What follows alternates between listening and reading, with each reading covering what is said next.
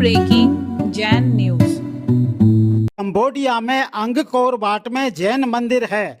इसे अभी हाल ही में यूनेस्को द्वारा इस साइट को 8वां आश्चर्य घोषित करने के लिए नामित किया गया है और इस साइट को बुद्धिस्ट साइट बताया गया है। सुनिए इस संबंध में और तीर्थक्षेत्र कमेटी के लिए क्या कहा पूज्य जैन मुनि श्री सुधा सागर जी महाराज ने। श्री जैसे कि अपने को ज्ञात है, कंबोडिया में एक नंदीश्वर द्वीप की रचना है अंगोर वाट में, और उस नंदीश्वर द्वीप को पहले हिंदू रचना कही गई थी, बाद में उसको बुद्ध रचना के नाम से जाने लगा। जैनों ने जब वहां पर जाकर देखा तो तीर्थंकरों की प्रतिमाएं आज भी उकेरी हुई हैं, कई स्थानों पर मिलती हैं। भगवान पार्श्वनाथ की उकेरी हुई प्रतिमाएं भी वहां अनेक स्थान पर मिलती हैं, जिसे वो बुद्ध करार देना चाहते हैं। यहां तक बात ठीक थी, अनेक रिसर्च के हमारे लोग जा रहे थे, लेकिन एक जो अलार्मिंग बात आई है सामने, वो बात आई है यूनेस्को के द्वारा उसको 8वां आश्चर्य एर्थ वंडर के लिए नामित करा गया है। किया नहीं गया, रुकिएगा आप समझ नहीं रहे कुछ। एर्थ वंडर के लिए नामित किया गया है और उस साइट को बुद्धिस्ट साइट बताया गया है। इस बात पर इतिहासविद चौंके हुए हैं कि क्यों जैनों के अस्तित्व को नकारा जा रहा है, क्यों ऐसा है कि इतिहासविद अच्छी तरह नहीं देख पा रहे हैं। तो ये अंतरराष्ट्रीय फोरम पर हमें किस तरह से इस बात को हम उठाएं कि हमारी बात पूरे विश्व में जाए और इस पर सही कार्रवाई हो, इसके लिए मार्गदर्शन।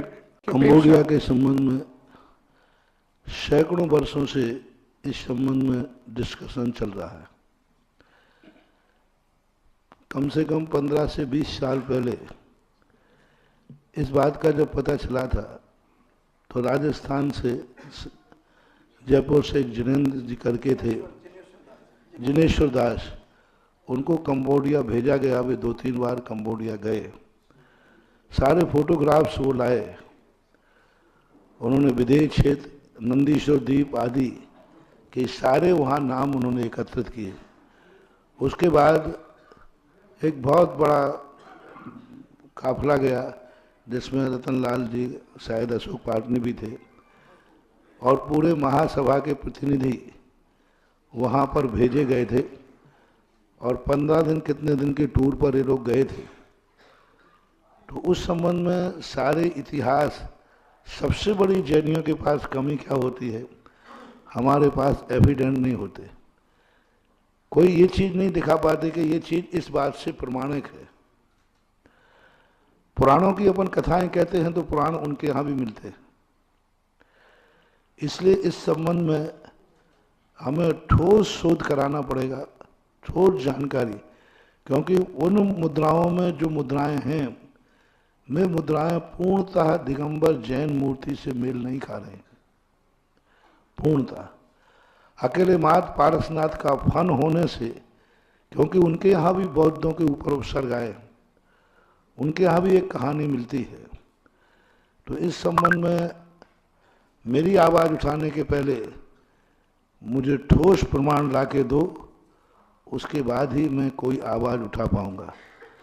ऐसी सुनी सुनाई बातों पे आवाज़ उठाने से, क्योंकि यहाँ की आवाज़ से कानून बन जाता है, यहाँ की आवाज़ एक कानून की आवाज़ हो जाती है, और कानून की आवाज़ तभी होना चाहिए तब वो कहीं से खंडित नहीं होना चाहिए। इसलिए पहले इस पर जाके, जो अभी 50 वर्ष से चल रहा है शोध, या जो 20-25 साल पहले ही पूरा शोध करके देखने गए, इस पर एक शोध हो। इसके ऊपर आप लोग पहले कोर्ट केस कीजिए। सारे महाराजों से क्यों कहलवाना चाहते, इसको आप जनहित याचिका दायर कीजिए। जनहित याचिका दायर जो अंतरराष्ट्रीय समितियां हैं, तीर्थक्षेत्र कमेटी काय के लिए है? पदों के लिए, चुनावों के लिए। तीर्थक्षेत्र कमेटी बैठकर स्टेजों पर माला पहनने के लिए, काहे के लिए है कमेटियां? ये कमेटियां इसी कार्य के लिए है तीर्थ क्षेत्र कमेटी का एक प्रतिनिधि हो और जनहित याचिका दायर की जाए, कोर्ट उस पर शोध कराएगा, तुम भी शोध करो, कोर्ट भी शोध करेगा, बिना फाइट किए बिना डिस्कशन नहीं निकलेगा। आज तक कंबोडिया पर दिगंबर जैन समाज ने कोई फाइट की?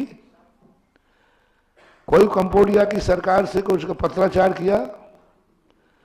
कोई भारत सरकार में कोर्ट में कोई ऐसा दायरा केस पेश किया कि कंबोडिया हमारा दिगंबर जैनियों का है? तो जो तरीका है उस तरीका से ही अपन को निपटना पड़ेगा। तो दो बातें हैं, पहले तीर्थ क्षेत्र कमेटी या अंतर्राष्ट्रीय कोई कमेटी सामने आए, उस पर शोध कराए, उस पर सही जानकारी और प्रमाणिक सिद्ध करे कि ये मूर्ति दिगंबर जैन है, और उसके बाद फिर जाकर के आप आवाज उठाइए। फिर यहां से ऐसी आवाज होगी कि दिल्ली ही नहीं अंतर्राष्ट्रीय भी हिला दूंगा और हिल जाएगा। सफलता मिले या नहीं मिले, एक बार विचार करने को तो मजबूर कर दूंगा। सफलता मिलना नहीं मिलना हम इस पर कभी नहीं जाते, लेकिन आपके पास प्रमाण क्या? हम 25 सालों से प्रमाण मांग रहे हैं। पहले भी हमारे पास यही आया, बहुत उन्होंने हमारे पास घंटों मीटिंग की, मैंने कहा प्रमाण दे दीजिए। आपके पास प्रमाण नहीं है तो गवर्नमेंट को कोर्ट करिए आप, गवर्नमेंट जांच बैठा लेगी कि दिगंबर है कि बौद्ध है, वो जांच बैठा लेगी। और फिर जांच के अंतर्गत अपने पास थोड़ा मेहनत भी करना पड़ेगी, थोड़ा खर्च भी करना पड़ेगा। हमने 2 उपाय आपको बता दिए, इन दोनों उपायों पर मूलतः तीर्थ क्षेत्र कमेटी अथवा कोई भी संस्था जाकर के कंबोडिया के संबंध में अपना इतिहास, अपने साक्ष्य प्रस्तुत करे और सरकार के साथ एक जनहित याचिका दायर करके उस पर कोर्ट फाइल करे और उसको बहस का विषय बनाए, फिर उसके बाद निर्णय पर विचार करना। ये आपको करना है, मेरी मर्यादा है, मैं कोर्ट नहीं जा सकता। मैं आपको जगा सकता हूं जो आपको जाना चाहिए, और ये सारे लोग इस बात पर तीर्थ क्षेत्र कमेटी को जगाएं, उनको ज्ञापन दें, उनको सूचना दें, उनको व्हाट्सएप करें तीर्थ क्षेत्र कमेटी को। तीर्थ क्षेत्र कमेटी काम करने का कुछ नहीं, जब चुनाव आते हैं तब सक्रिय हो जाती है। 4 महीने जब चुनाव खत्म हो जाते थे कभी गायब हो जाते हैं। आजकल तीर्थ क्षेत्र कमेटी की हालत ये हो गई, जैसे वो तुम्हारे नेता होते ना, ये नेता लोग जब वोटें आती हैं तो तुम्हारी सरकार तुम्हारे द्वार, और चुनाव होने के बाद पता ही नहीं चलता कि वो विधायक यहाँ का है कि दिल्ली का सांसद दिल्ली का है। ये इन नेताओं की बात हो गई। तीर्थ क्षेत्र कमेटी जब चुनाव होते हैं, जब पैसे की जरूरत होती है, तब साथियों के आगे पीछे घूमती है, और बाकी पदों पर बैठने के बाद, अभी 2-3 पदों से ऐसा हो रहा है, 4 पदों से, और जब पदों पे काम की बात आती है सब 5 साल के लिए गायब हो जाते हैं, कोई कार्य नहीं करते। ऐसे कार्यों के लिए तीर्थ क्षेत्र कमेटी होना चाहिए। आज कंबोडिया जैसा प्रश्न हमारे सामने आया, ये प्रश्न यदि तीर्थ क्षेत्र कमेटी लाती तो कितना बड़ा गर्व होता कि हमारी तीर्थ क्षेत्र कमेटी जागरूक है।